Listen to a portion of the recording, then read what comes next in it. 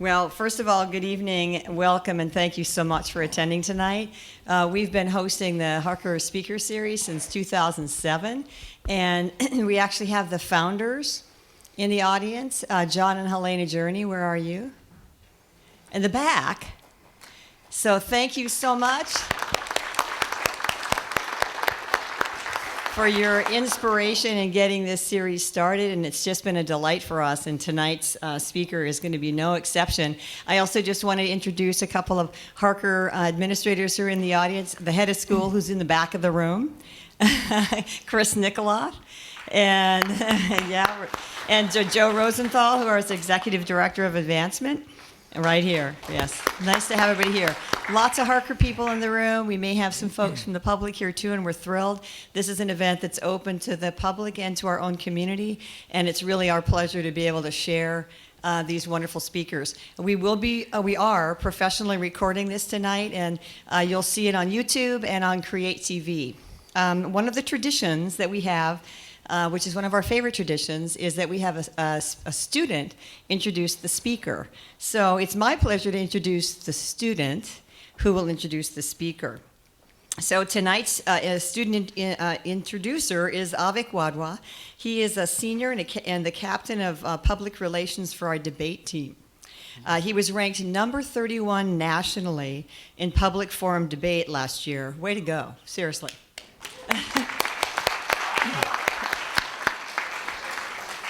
And was the champion of the Apple Valley and James Logan debate tournaments.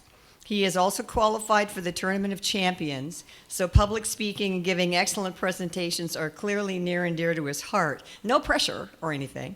So Avik Wadhwa, please welcome Avik Wadhwa.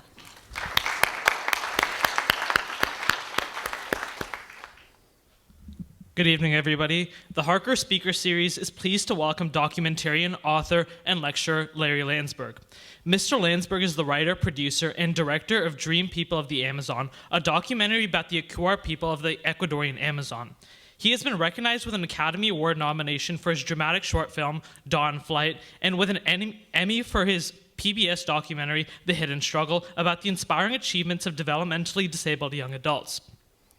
He has produced documentaries on the indigenous cultures of Alaska and Hawaii as well.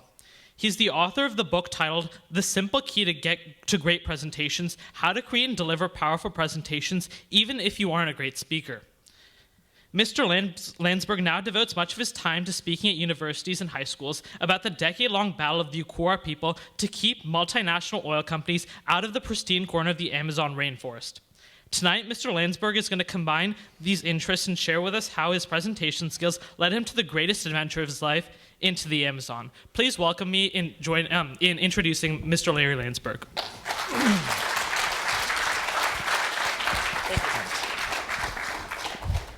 Thank you, Avik. Several years ago, I attended a presentation that absolutely changed my life. As a result of that presentation, I went right off to the Amazon rainforest, where I met an extraordinary group of indigenous people.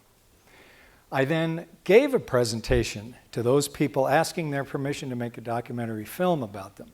The film has been shown in film festivals around the world, and I will show you a few scenes from the film in a few more minutes. That film also led to some unexpected results. There I was, I thought I was a filmmaker, and then because of that film, I became a public speaker. Whole new way of earning my living, new job.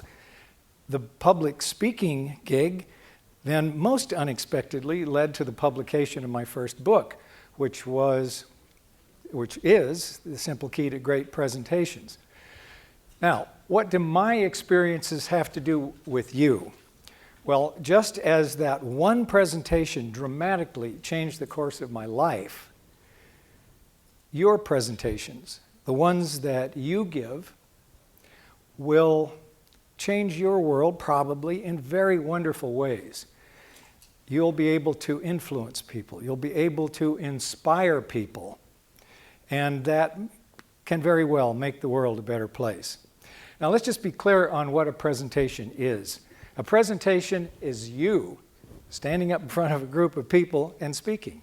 And you will have a purpose in your presentation. That purpose will be to inform, to entertain, or to persuade. My purpose this evening is to inform, to share with you some very specific and practical ways that any presentation you give can just be a fantastic presentation. Well, let's get back to that original presentation that I attended. It was put on by the Pachamama Alliance, which is a nonprofit in San Francisco. Pachamama, by the way, is a Quechua Indian word from the Amazon, or from the Andes of South America. It means Mother Earth. The purpose of the Pachamama Alliance is to work with the Achuar people of the Ecuadorian Amazon. Those are the people I went down and met, made the film about. And the purpose of the Pachamama presentation was persuasive. They wanted to persuade people, including me, to become members. There was something about that presentation.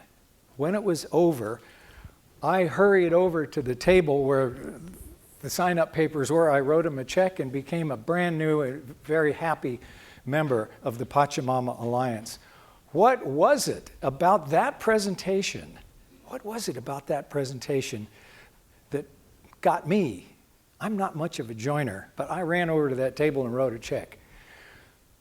I'll be telling you about what it was specifically about that presentation in a minute. But my point now is that because of that presentation, I went off to the Amazon rainforest and I met the Achuar people. I met these people.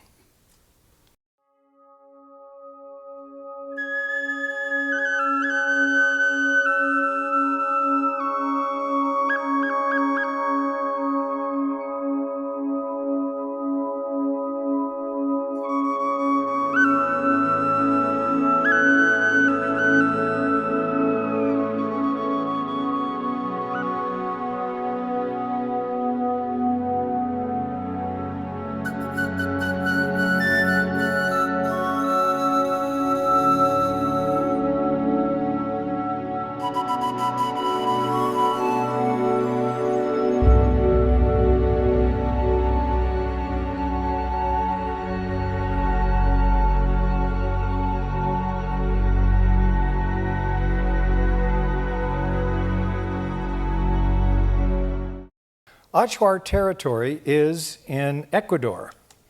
Ecuador is that little yellow country right there. That's Ecuador. It's about the size of Colorado. And this entire area here is the Amazon rainforest. That one forest, I believe, is bigger than the continental United States. It's huge. And the western part of where the Achuar people live is right in here, right on the border with Peru. And what a rainforest it is. As many times as I've walked through that forest, I'm convinced that it must be the same way today as it was 1,000 years ago. There's not a single road in Achuar territory, which is 2 million acres, 2 million acres of primeval, beautiful rainforest.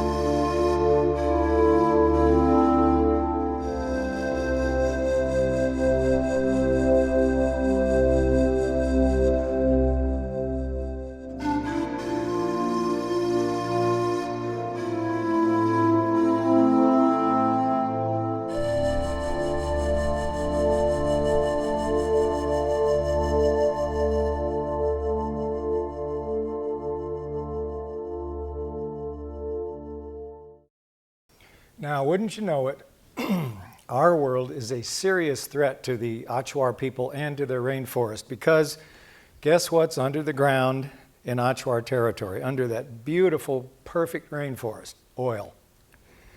And the outside world really wants to get to that oil. There is really no way around it.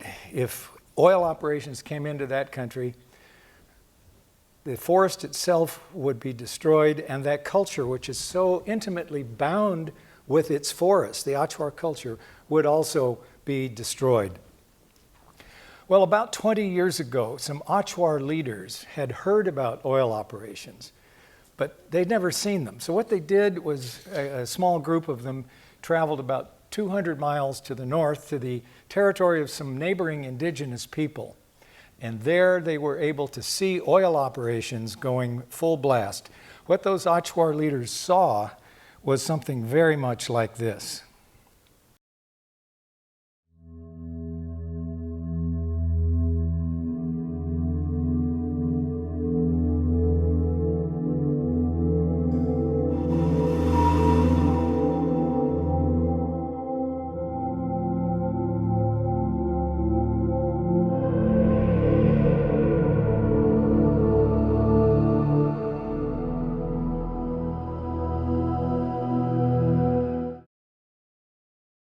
Amazingly, it's absolutely amazing. For about the last 15 years, roughly 20 years, the Achuar people, who are still living in the very traditional way, no water, no electricity, they evolved without the wheel, they have successfully kept oil companies out, oil companies from all over the world. And I wanted to make a documentary film exploring just how they did that. But first, I had to give a presentation. I had to stand in front of a group of their leaders and explain to them exactly what I wanted to do. They said yes, and as I mentioned earlier, the film has been in festivals around the world, and I believe that it must have touched and moved and inspired some people. And then something strange happened. We showed the film in the theater in my hometown in Nevada City, California, population 3,000. I gave a presentation there too. It was pretty simple. I spoke for maybe 10 minutes, showed the entire film, and then took questions.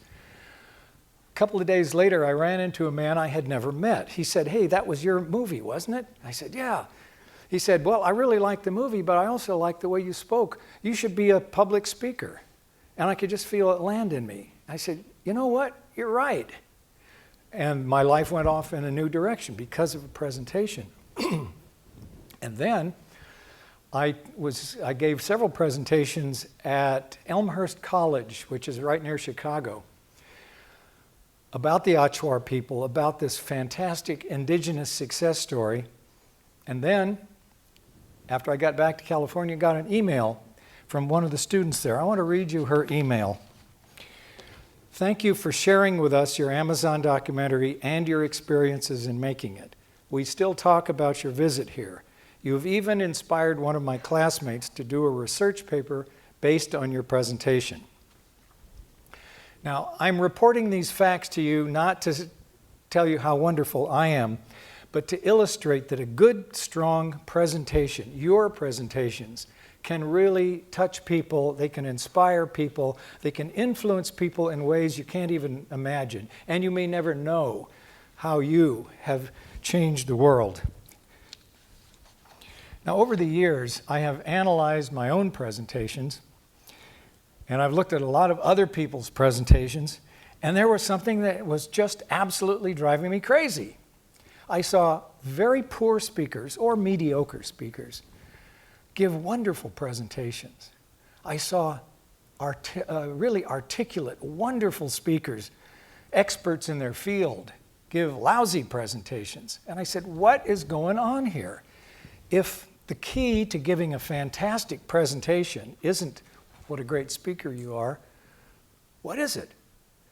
Well, finally the answer came to me, and I just felt like going, Of course, everybody knows that, but everybody doesn't know that. It is the key to great presentations. It is simple, and I'm going to tell you what it is right now. Have a great beginning. Have a great ending. Keep them close together. That's all there is to it. And yet so few people do it. If you can just do that, you're going to be so far ahead of the competition, you won't believe it. Because let's face it, along the line, you all are going to have some pretty good competitors. And I'll bet you most of your competitors are going to give lousy presentations. You, however, are going to give very, very good ones. So what constitutes a great beginning? What constitutes a great ending? And how do you keep them close together? Again, it ain't rocket science. Or was it George Bush who said, it ain't rocket surgery? A great beginning has three components to it. The planning stage, focus on your audience. The introduction, who introduces you and what do they say? And finally, your first words. Those three elements constitute a great beginning. Now, the planning stage, it isn't about you, the speaker. It's about your audience. It's about the relationship you're going to have with your audience. And outside, just where the food is, out there. I have a bunch of these handouts, and they're free. Please feel free to take one. This is a worksheet that I use every time I talk, and I answer these questions. Who is my audience? For instance, tonight, my dominant audience is not the general public. It's Harker students, and I pay great attention to that. Ask yourself the next question. How can I truly serve my audience? What is my audience's reason for attending? With all the above in mind, what is a compelling title? If you have a sort of a boring title, nobody will show up. And finally, how long will this presentation be? Let me get back to one of these things. What are their reasons for attending? You will have various reasons, I know. But I spoke once at Westfield State University in Westfield, Massachusetts. I gave a talk in a really big classroom. It wasn't an auditorium, but it was a huge classroom. And I watched as people came in. It was students, undergrads, and faculty, and a lot of people from the town. And I said, this is great. All these people are coming to see me, and they are all interested in the Amazon, and I am so cool because they are coming to see me. Well, I looked at my host, who was the vice president of academics, and I said, gosh, we're going to have standing room only, aren't we? He says, yeah, we always do. I said, why? He said, oh, they come for the free buffet afterwards. Well, that made me change how I first spoke to them. I couldn't assume an interest and a knowledge, so at the last minute, I had to come up with a new introduction that would be appropriate to my audience. So I kind of missed that one. That's very important, your relationship with your audience. I gave that presentation to the Achwar people that I mentioned earlier. Who's my audience? Well, they were Achwar leaders. And another thing about my audience, not a single soul in the audience spoke English. Not a problem. About 2/3 of those guys in the audience, and it was all men, they were the leaders, could speak Spanish, and my Spanish is tolerable. So I did my presentation in Spanish and had a guy translate from my Spanish into Achwar so everybody could get it. How could I truly serve my audience? Well, their main issue was keeping the oil companies out, and if I could in some way help them, even in my own small way by doing my little film, if I could help them in any way, that's how I could serve them. What were their reasons for attending? It was their annual Congress. That's what they did. What's a compelling title? Well, I was one of several speakers, and so a title wasn't appropriate, nor was an introduction. I was introduced in the Achwar language. I couldn't understand a word of it, but I trusted the guy, and then it went off okay, and they said yes. Now, the introduction, remember, we're still on a great beginning. Who introduces you? What do they say? They should just say why you're qualified to speak. It's that simple. As Avik did, he said why I'm qualified to stand here. Let me tell you about the worst introduction I've ever heard. It was at a presentation I gave. I asked a friend of mine to introduce me, and he went on and on to the audience about what a great guy I was, and oh gosh, you know, this and that, and how long he's known me. I was waiting backstage, and I could feel the energy just drain out of the audience. I said, oh no. And frankly, the energy never came back. That introduction should have been focused on facts. How many trips I'd made, how many on-camera interviews I'd done with Achuar people. That kind of thing that would qualify me to be speaking to that group. Now, the third part of a great beginning, as I said, is your first words. You have about 30 seconds to connect with your audience. Your audience is going to be asking the same question that I would imagine that many, if not all of you, were asking yourselves quietly when you walked into this room. What's in this for me? It's a great question. And you have about 30 seconds to answer it. Tell them what's in it for them, why they're going to get some benefit out of it. That wonderful presentation that I attended that the Pachamama Alliance gave, right off the bat, they connected with me as an audience member.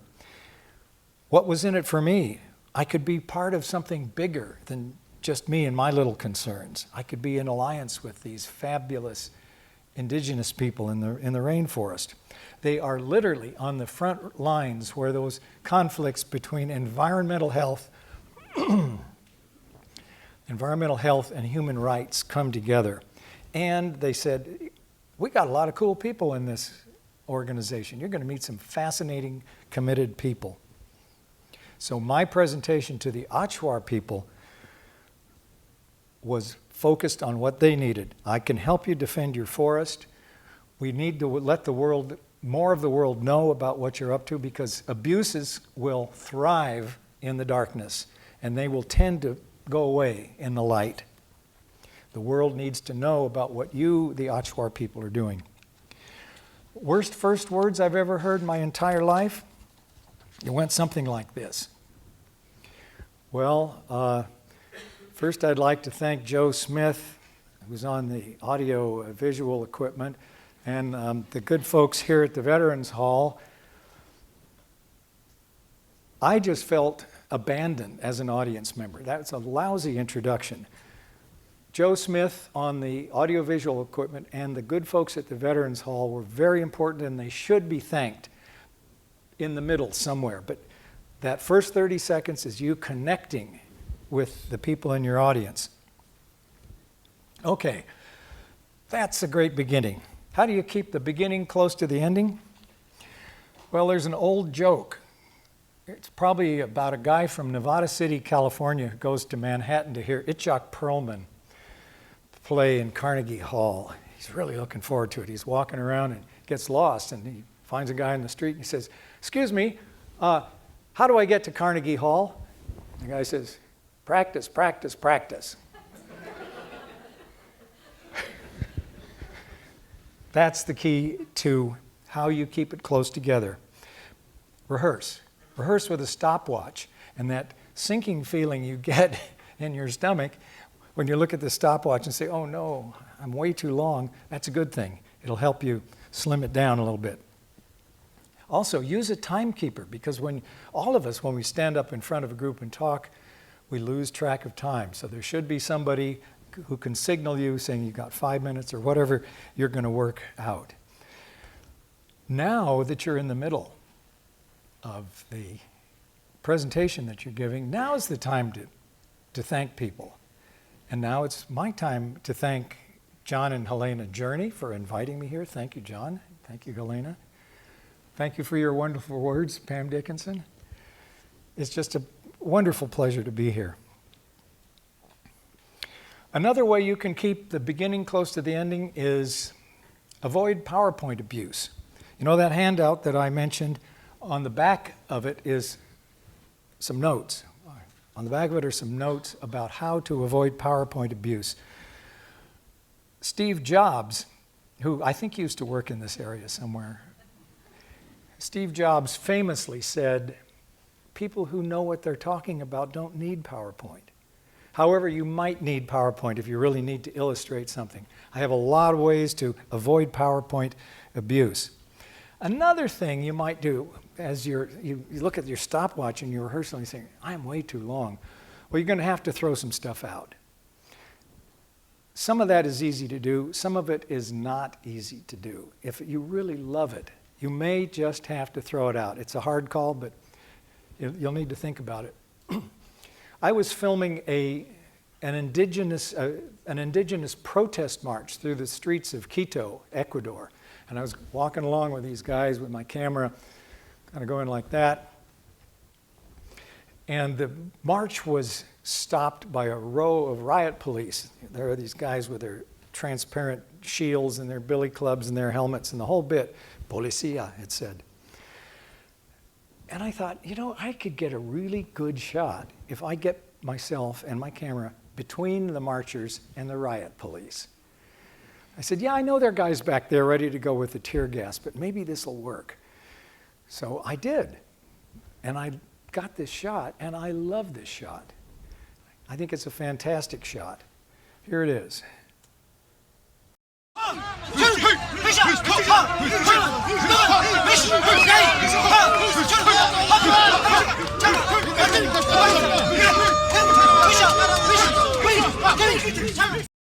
I left it out of the film. I love the shot. Why did I leave it out of the film?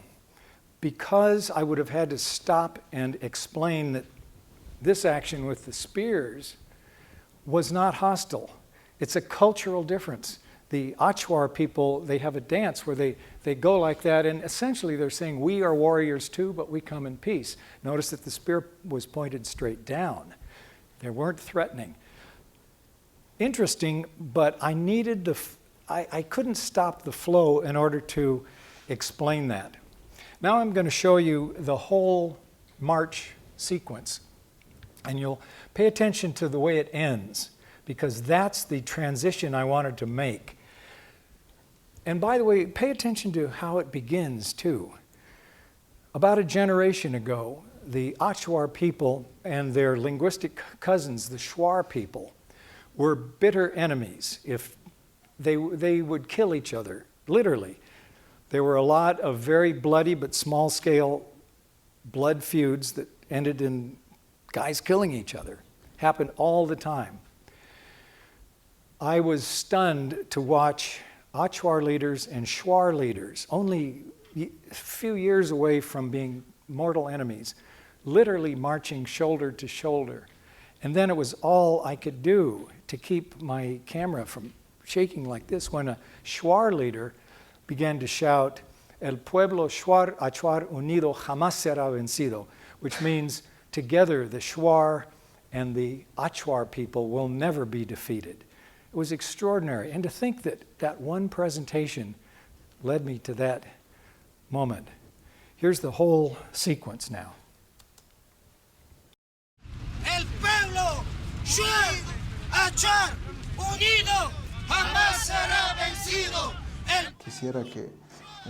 I want the government to understand our position, that we want to live in peace, that we want to live free from pollution.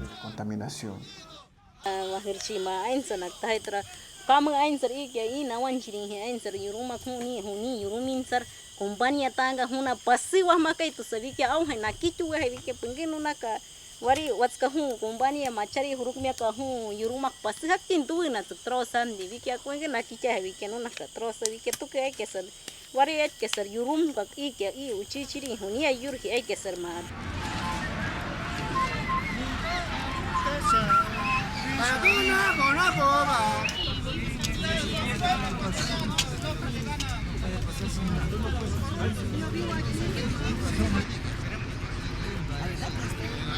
Kauka, Nikaska, Nonga Machari, Kame Nona, Queenin, Ma Toki Chamanta Hitrasha, Tahevika. Huna, Saikmaro Nikaska, Iachi, Hone Yamai, Kame Ho Kitana. Es por eso que es indispensable. That's why it's absolutely necessary for the outside world, for individuals as well as organizations, to understand that indigenous people are fighting for their survival. But this is also a struggle on behalf of us all. Pero también es la lucha por nosotros. In this struggle, the Achuar, guided by dreams and strengthened by the spiritual power from the very rainforest they are defending, have become a new voice in the global conversation about the health of the planet.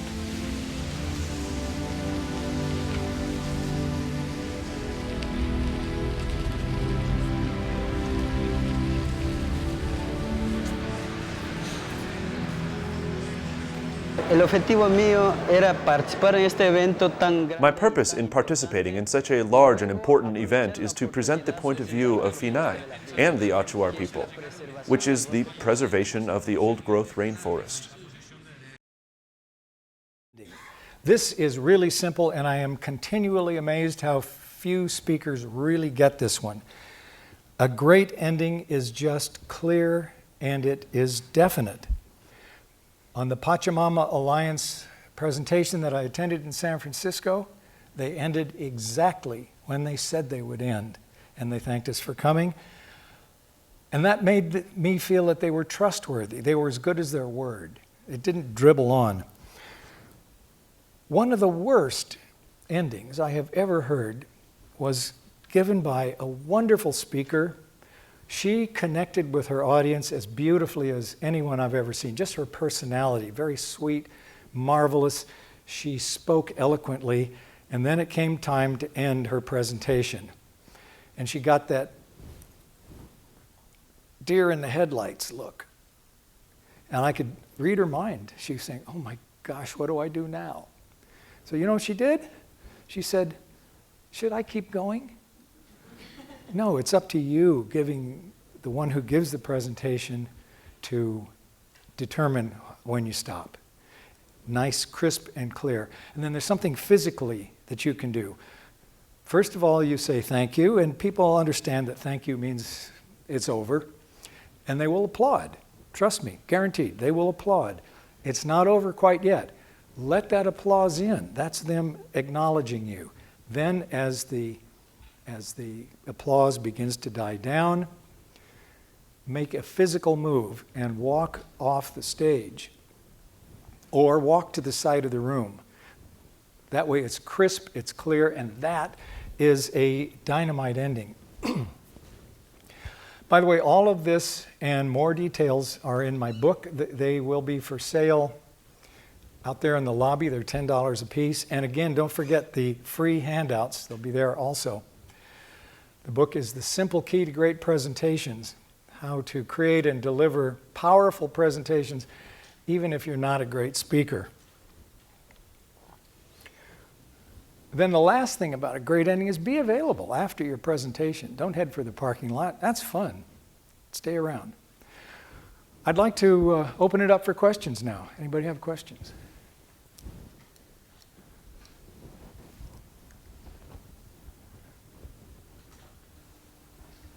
Yes, sir. Oh, yes. How did I get to the Amazon River? Well, I got to the Amazon rainforest. The Amazon, in Achuar territory, we were filming on the Pastaza River, which is many times bigger than the Sacramento River. And as such, it is a minor tributary of a minor tributary to the great mighty Amazon. So I was never on the Amazon River itself. How we got into Achuar territory, typically fly into Quito, Ecuador, usually from Miami, then take a little plane up over the Andes and down into tea country, where they grow tea plantations. At that point, we get into a smaller airplane, fly about 2 hours, and probably 120 miles an hour, 5,000 feet above the ground, and then out in front of you, you see a little dirt strip. And that's how we got to Achuar territory. And by the way, at 5,000 feet above the ground, looking all the way around, that rainforest stretched all the way out to the horizon. There was not a single sign that a human being had ever been there, except for every once in a while, a tiny little clearing with a grass, with a thatched roof hut. It's just amazing. You're going to do that? Okay. Yes? What was your profession before you got into the Amazon rainforest and filming it and making documentaries? What was my profession before I made this documentary? And before you signed up for to even go? Well, before I was a filmmaker, but then I had stopped doing that and was doing a lot of writing. And then my wife, Sarah, who will, by the way, she's right back there in the orange.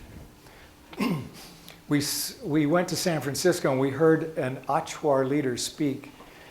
And she said to me the next morning, "You've really got to make a film about these people." And I didn't say, "Let me think about it." I said, "You know, you're right." And that's how that process started. Yes, sir. Right. There are no roads, but how do they transport the tea? Well, the tea itself is not quite into the rainforest. It's that zone that's between the Andes, very high mountains. Then there's a cloud forest, and there's sort of a lowland area, but it's not really the rainforest. So the Achuar have nothing to do with the tea. We take off from where the tea plantations are, and we'll fly about 2.5 hours in a small plane to the southeast. But the no roads is very important because that means that no bad guys can come in. Very important. A road through a virgin tropical rainforest like that is like a cut, deep cut in your skin. It lets all the bugs in and it can't be healed. So imagine a territory with no roads. It's phenomenal, just phenomenal. And the Achuar go everywhere on foot or by dugout canoe, like this. These guys can paddle like this all day long without getting tired. Yes? How do the Achuar maintain the way of life in the face of increasing modernization in the outside world? How do the Achuar maintain their way of life in spite of increasing contact with the outside world?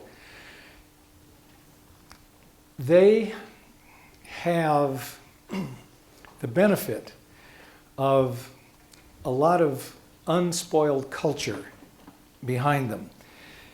And their language is intact, their spiritual beliefs are intact.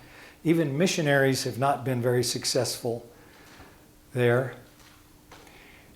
I think they maintain their integrity in the face of the modern world just by being conscious and they are not impressed with our culture. The Achuar leaders that I know have come to San Francisco and somebody asked them, what really impressed you about it? As say opposed to the jungle. And they expected the answer to be, oh, well, you know, the big, huge bridge and everything like that. And the Achuar leaders say, well, you know, for a big city, it's clean. So they're not impressed by us. And I think that is, they need us as allies, and we need them as a functioning and healthy indigenous culture. We both benefit from that. But I think that they are not seduced by our technologies. Yes?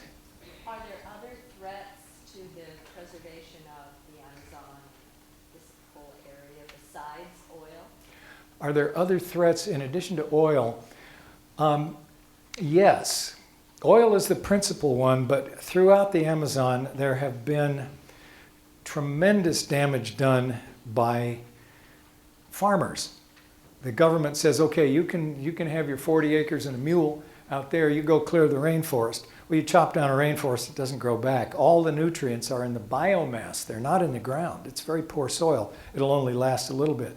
Another threat to many indigenous societies is logging. They got some great big, huge hardwood trees there that are tremendously valuable. And most governments in the Amazon basin, Venezuela, Peru, Brazil, Bolivia, they just can't police their rainforests. And so people go in there and chop down trees. So there are several threats. And then there is also the threat of contact with people whose bacteria are different and they don't have a resistance. I know one Achuar leader who died of chickenpox. Chickenpox. It's nothing to us, but it was fatal to him. Yes? So what was it in the Achuar presentation that drew you? I mean, it seems like it's the content, the material, the cause that really kept you engaged. Yeah, what was it about the Achuar that kept me engaged? The presentation itself. And the one in San Francisco? It was exotic. It was something I had never been exposed to. When I was a teenager, I'd look at National Geographic magazines, and there would be these really cool indigenous Indians making their way through the jungle somewhere in South America. And then, as an adult, in my 50s, I found myself right back as wait a minute, this is great. Now I'm actually doing it with these same really cool indigenous people, and now I'm skulking through the jungle with these guys. Also, what kept me engaged was they have in all of them, and I can make this generalization. I don't like making generalizations about big groups of people,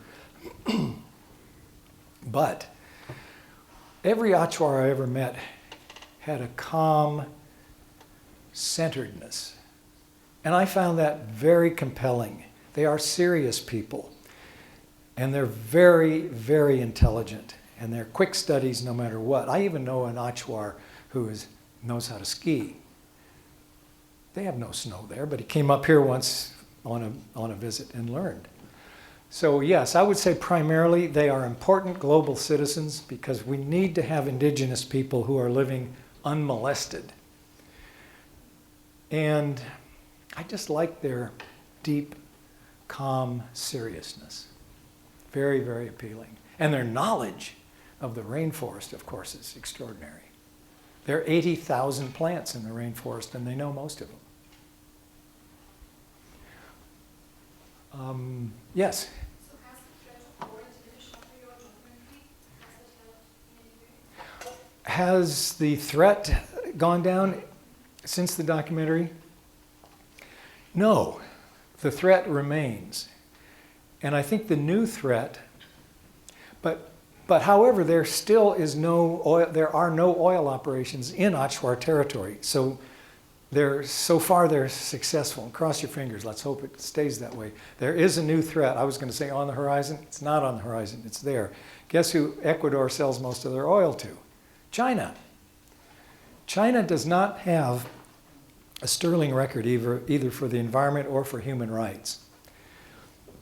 And they need the oil. They're a developing country. So the jury's still out, but I am cautiously optimistic. Yeah. Yes?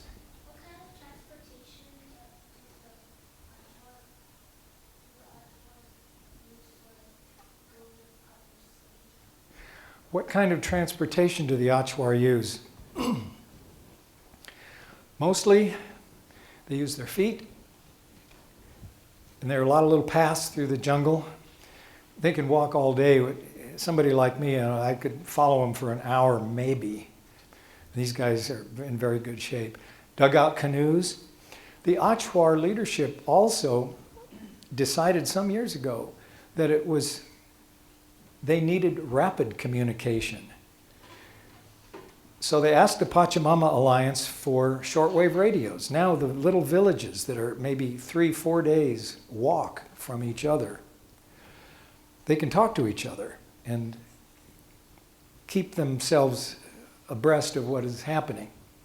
They also, through some donations from not only the Pachamama Alliance, but from private people, they have their own airplane service. They've got a couple of airplanes and have hired pilots, non-Achuar Ecuadorian pilots, to fly them around, because if there's an emergency, they can't depend on oil companies' airplanes or missionaries' airplanes. So now they have their own.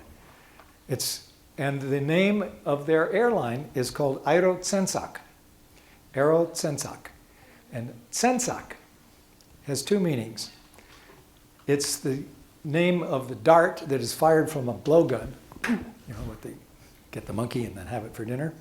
And also, a shaman will cure a sick person by bringing in invisible darts and using those darts, invisible Tsensak, to heal. So it's a great name for an airline, Aero Tsensak.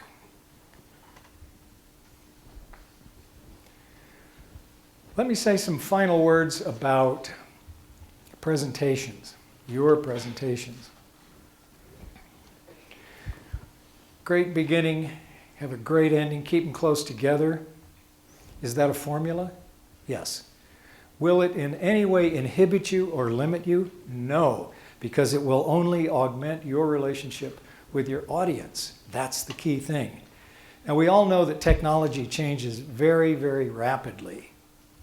In fact, the computer skills that, if you're a Harker student, the computer skills you have now, many of them will be ancient history before you graduate from college. What I've told you tonight, however, will never, ever go out of date. Imagine people 20,000 years ago sitting around the fire, and they're talking about medicinal plants or strategies for the hunt, or talking about stories of creation. The ability to speak to a group of people without any technology will never go out of date. It will not be out of date when your children are using it, and your grandchildren will still be able to use it. So what I've discussed with you today is here for keeps. Thank you very much for attending. I just enjoyed you so much. Thank you.